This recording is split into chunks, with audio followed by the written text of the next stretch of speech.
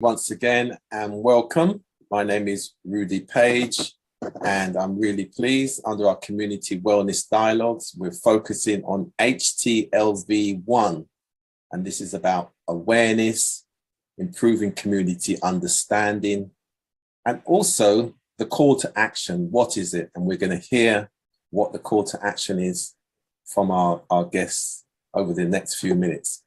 So good day all. I hope you're all well. Real well. I'm well. Hi there. Great. I'm going to start with Adine Adonis, clinical specialist. Adine, good to see you once again. And it's really good to have this dialogue. And just to what we're going to do today is just to give people that overview about the condition. Because in the UK, more than 22,000 people are infected with the virus Htlv-1. The majority of these people come from areas such as Africa, the Caribbean, what we now know as the Windrush generations living and their descendants within the UK, South America, and particularly Brazil. So we're really pleased that you've been able to join us with your Htlv Warriors. So could you just tell us a bit about yourself and the program that you're involved in, please? Good afternoon, everybody. As Rudy said, my name's Adine Adonis. I'm a physiotherapist in neurology by background, and I've worked at the National Centre for Human Retrovirology in London for more than 12 to 15 years. Looking after, managing and helping people living with Htlv-1. This specific session is dedicated to understanding some of the lived experiences and hearing some of the lived experiences of people who have Htlv-1. In 2021, we were successful in obtaining some National Institute for Health research funding to look and hold some workshops that identified and looked at the lived experiences of people living with Htlv-1 and look at what their research priorities are. What we all understand and all know now is that we've only scratched the surface. We've only done the tip of the iceberg. And importantly, the symptoms, the management, the psychological well-being of people living with Htlv-1 is totally underrepresented, under-researched, and not really spoken about.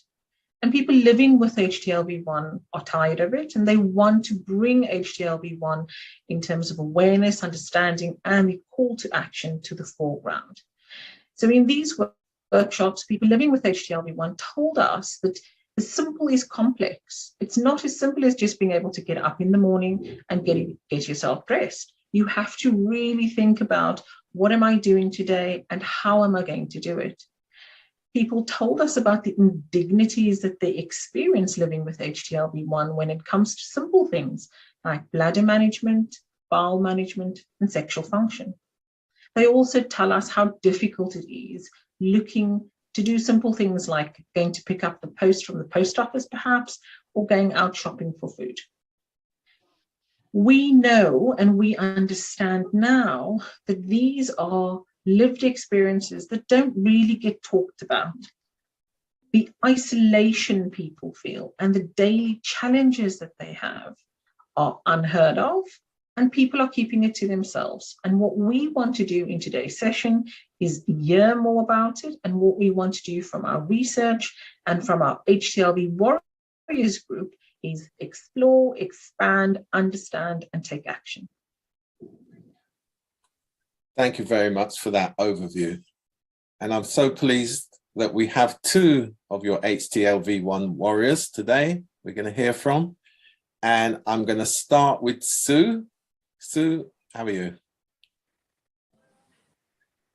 You're on mute.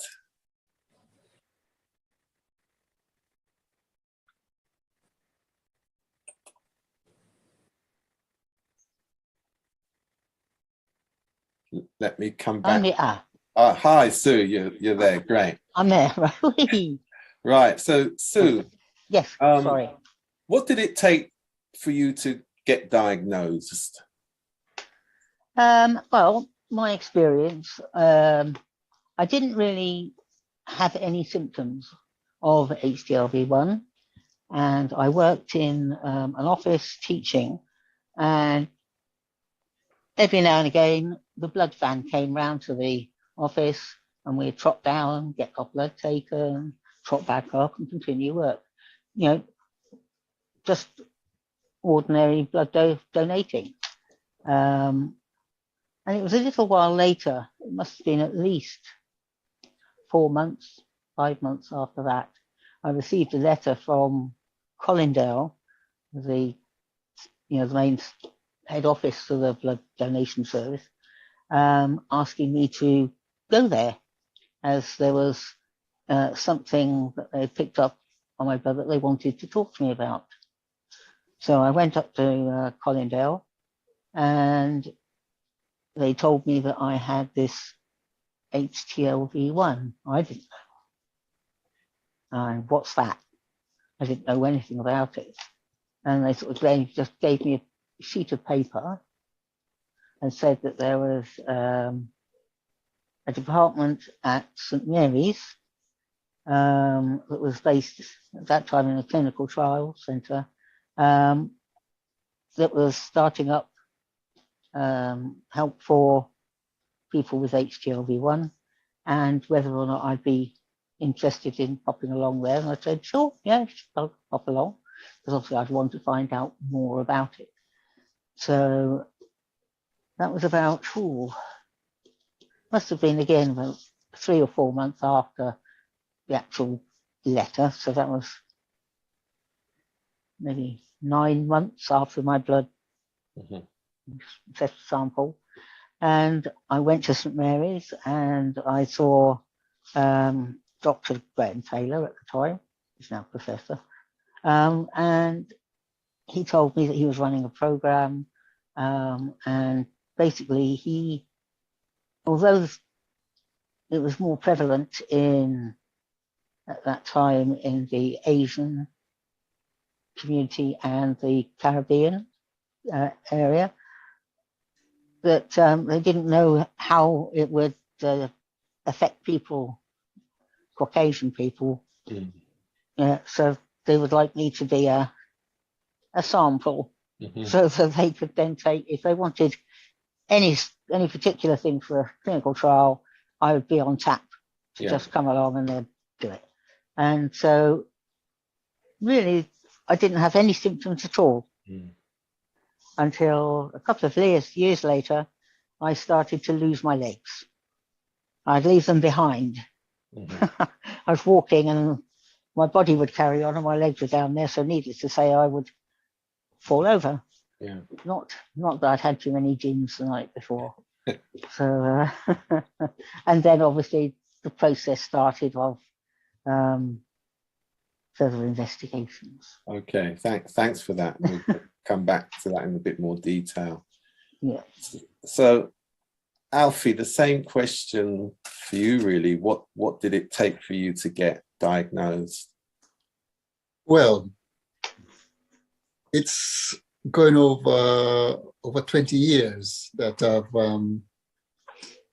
I've been going to hospital with physical problems, my legs particularly, and my GP didn't know what it was, couldn't figure out what was happening, sent me to Crystal Palace physiotherapy department. They checked me over, flicked my toes, and it was sort of flicking back in a strange way. So I went to physiotherapy for a while and tried to figure out what's happening, trying to get my legs stronger because of the weaknesses in my legs. And they wrote a letter back to my GP saying I need to be investigated because there was something strange happening they discovered with my legs. My GP then wrote to King's College Hospital and made an appointment for me to attend. This was over 20 years ago. And I've been attending since then, seeing the neurologist. He tested me, so yes, there is a problem. put me on medication, saying this should help. It didn't help very much. This continued every 6 months, and they made an appointment to go back to the hospital for checks. Changed the medication because what they gave me before didn't help. New ones didn't help. This was also for other medical conditions. And as I say, over 20 years, they gave me all these medications. Nothing seemed to make any difference. Until I think it was about 4 or 5 years ago, my consultant said there has to be something wrong here, and he couldn't figure out what it was, because none of the symptoms was. He couldn't link it to MS or any of those any particular condition. Any particular condition. Mm-hmm. So I think he made an appointment for me again to say, come back, he's going to do some research, some further research, I would say. And when I went back to him, he said, he's going to give me another test, which he thinks he might be able to figure. He thinks he knows what it is now. Mm-hmm. So I gave him this test, and when he called him back, he said he thinks Htlv-1 associated myelopathy. So I said, I don't even know what that is. I've never heard of it. Yes, and so he said, would I be willing to go to St. Mary's Hospital because they're doing research into this condition?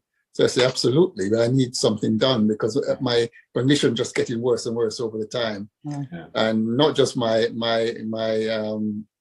gait, the way I was walking, my weakness in my legs, and the other conditions as well.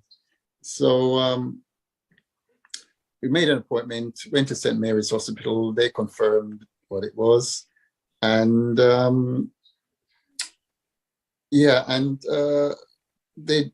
my condition continued, and St. Mary's made an appointment for me to see urologists and a few other specialists, and but they couldn't really help. They gave me different tablets, different medication over the time, and it still is not working.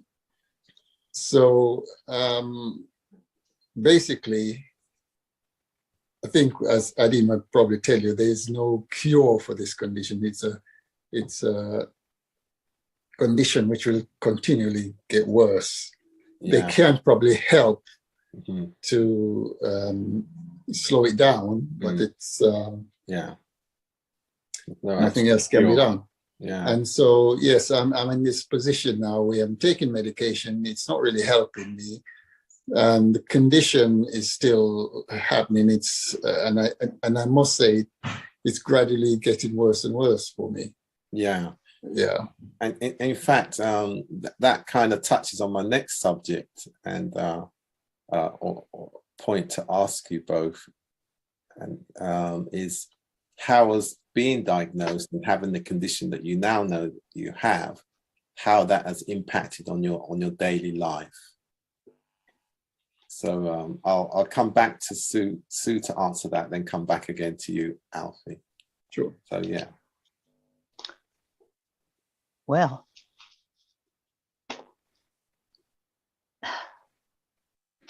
it has affected my life in that I had to change job because I couldn't remain where I was. Not being able to use my legs properly. And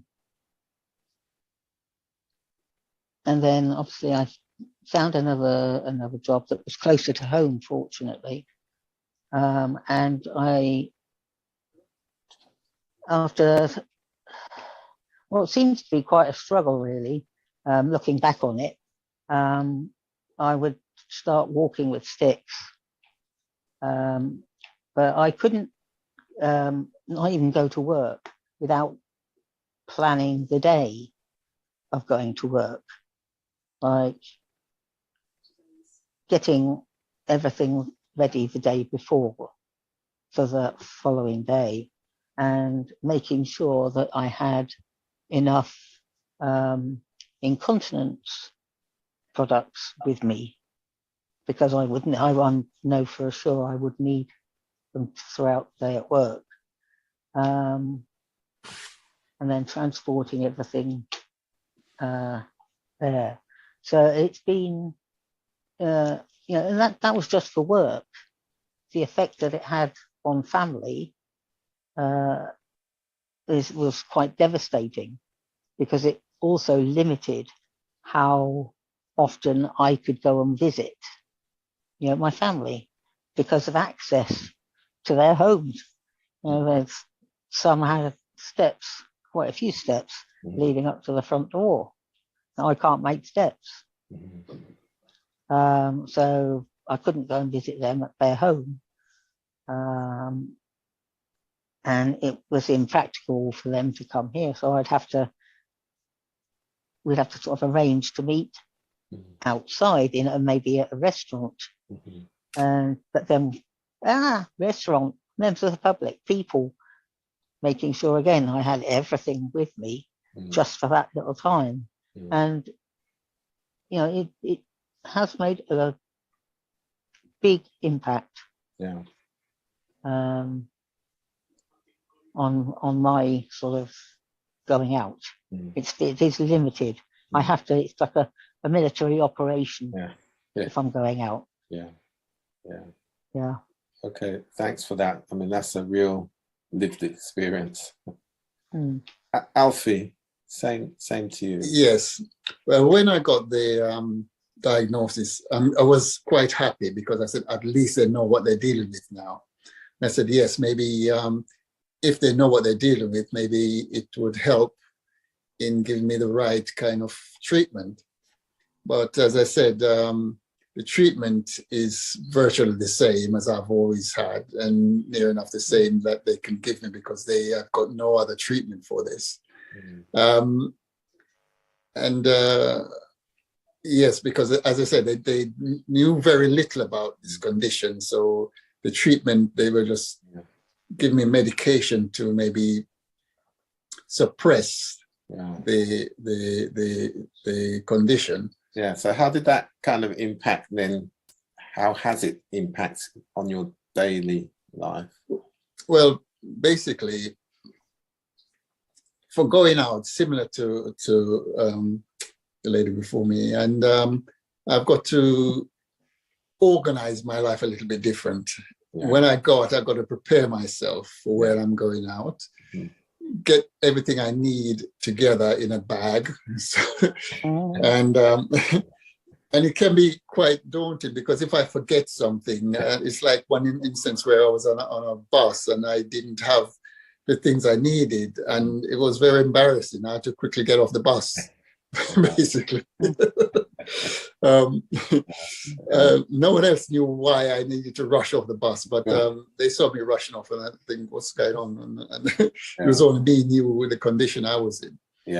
So that was embarrassing for me, but luckily no one else could see my embarrassment. Of course. Okay. So, Sue, what are the one or two things you want others to be aware of, other people to be aware of, as it relates to whether they're diagnosed or undiagnosed, I guess? Basically, if they're unsure of any condition, if they think they might have this Htlv-1 or a member of their family have it, to get a test. Get tested. Get tested. MUST in capitals underlined, must get tested. Because then you'll have peace of mind knowing that it isn't or it is. You won't be left in limbo. Well, you might have this or you might have that. You will definitely know. And then there is help.